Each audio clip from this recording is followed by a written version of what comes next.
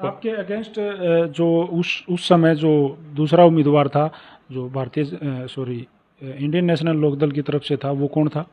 Indian national Chautala था। खुद? हाँ हाँ, जी चौटाला ही था। हम इंडिपेंडेंट थे। जी जी। तो उसमें जो है ना, लोगों ने ज़बरदस्त डट करके साथ दिया। और दोबारा फिर ये हो गया, एक बार मैं उस दिन बाई चांस मोखरा में ही डोर टू डोर करने लग रहा था, जब हमारे पास मैसेज आया कि भाई आमिर सिंह का मर्डर हो गया और डेड बॉडी जो है ना मुंडाल पड़ी हुई है। हमने वहीं कैंपेन रोक करके बैठ करके बातचीत करके घर आ गए। और उसके बाद ओम प्रकाश चौटाला ने मुंडाल जलसा रैली रख रखी थी उस दिन। आखिरी शब्दों में उसने कहा कि अभी बड़ी पता चला कि हमारे एक आज़ाद उम्मीदवार का मर्डर कर दिया गया है।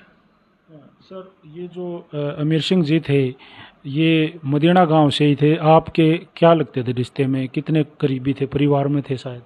रिश्ते में मैं चाचा लगता हूँ उसका। जी दूसरा पाना हमारा पड़ता है। जी गोत भी अलग अलग हमारे। वो ढोल गोत से था, हम दांगी गोत से हैं। बाकी शरीफ लड़का था, डेडिकेटेड था वो उस बहुत। समय उनकी एज कितनी होगी? एज होगी जो 35-40 के आसपास है। आपकी? तो मेरे से छोटा। छोटा था आपसे। हाँ। जी।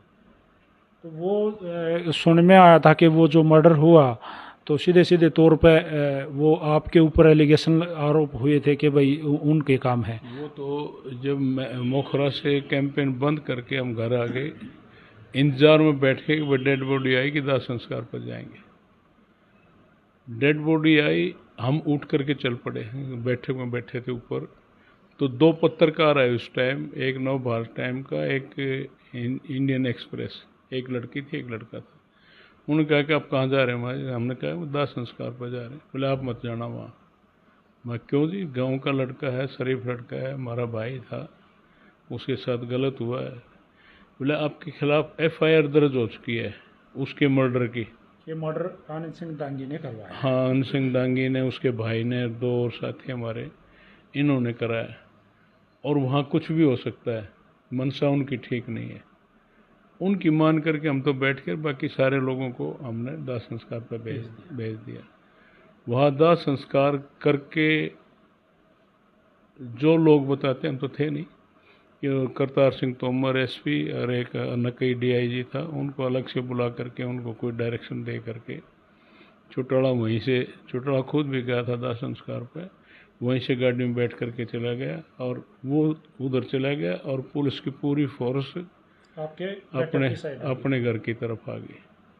350 पुलिस फोर्स, जी। एक आदमी को गिरफ्तार करने के लिए 350 की फोर्स आई। तो गली में शोर हो गया, अब भाई पुलिस आ गई, पुलिस आ गई। हमने कहा पुलिस किस लिए आ गई भाई? देख करके मैं ऊपर बारजे से निकला, जैसे ये बालकनी ही निकल रही, इसी तरह हिली, पुरानी हाँ, हिली मैं है गया अपनी। हूँ वहाँ पे। हाँ, उस बारजे में आ गया। मैंने, एक हमारे के बात है, ये करतार सिंह तोमर था, इसने सीधा फायर, मतलब शूट एंड साइड का कोई ऑर्डर निकला था? Shoot and side. वो ये कह के गया है कि मैं रोहतक जाने से पहले ये बात सुनना चाहता हूँ कि हमने कर दिया काम। कि आनंद सिंह दांगी मारा गया, हाँ उसका एनकाउंटर कर दिया, या कुछ भी क्या इसको? हाँ, कुछ भी कह लो।